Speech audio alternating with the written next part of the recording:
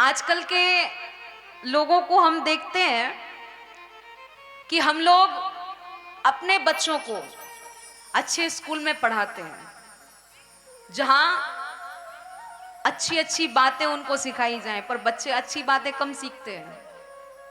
और ये हर किसी का भाव होता है, अच्छी चीज पकड़ कम आती, बुरी चीज जल्दी आ जाती है।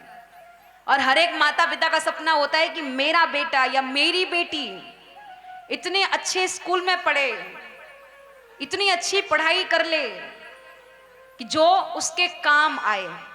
और आजकल तो कोई हिंदी मीडियम स्कूल में अपने बच्चों को नहीं पढ़ाना चाहता है। आजकल सबका मन होता है कि सीबीएसई बोर्ड इंग्लिश मीडियम से मेरा बच्चा पढ़े, जो एकदम फेस टू फेस इंग्लिश बोले। पर दुविधा यहां खड़ी हो गई है कि बच्चे इतना रम गए उस चीज में कि अपनी संस्कृति को बिल्कुल भूलते ही जा रहे हैं। एक माता जी थी, हमारे पास आई। हम आपको ये बात बता रहे हैं महाराष्ट्र की। हम नागपुर कथा करने के लिए गए तो वो माता जी आई और हमसे आके कहते, बोले दीदी आपको मालूम है? मैंने क्या? बोले मेरा जो बेटा है ना वो इंग्लिश मीडियम स्कूल में पढ़ता है। मैंने कोई बहुत बड़ी बात थोड़ी है, सबके ही पढ़ते हैं। बोले नहीं आपको नहीं मालूम। मैंने क्या नहीं मालूम? बोले मेरा बेटा फेस टू फेस इंग्लिश बोलता है। मैंने कहा बहुत अच्छी बात है। फिर मैंने उनको पूछा, बोले और क्या क्या करता है आपका बेटा?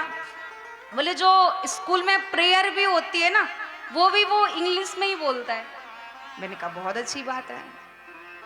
और तो और दीदी हमसे जो घर में बात करता है ना वो भी इंग्लिश में ही करता है।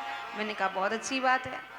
बोले आपको सुनकर के आश्चर्य हो रहा होगा। मैंने हाँ माता जी हमको सुनकर के बड़ा आश्चर्य हो रहा है। बोले कैसा लग रहा है आपको? हमने कहा आपसे बड़ा मूर्ख कोई है ही नहीं संसार में। इस चीज को तो आप बहुत अच्छे से बता रहे हो। अभी हम आपसे पूछे कि आपके बेटा को हनुमान चालीसा याद है कि नहीं? बोले वो चीज तो याद नहीं है। मैंने कहा तो फिर इसके लिए तो तुमको डूब मर जाने की जरूरत है।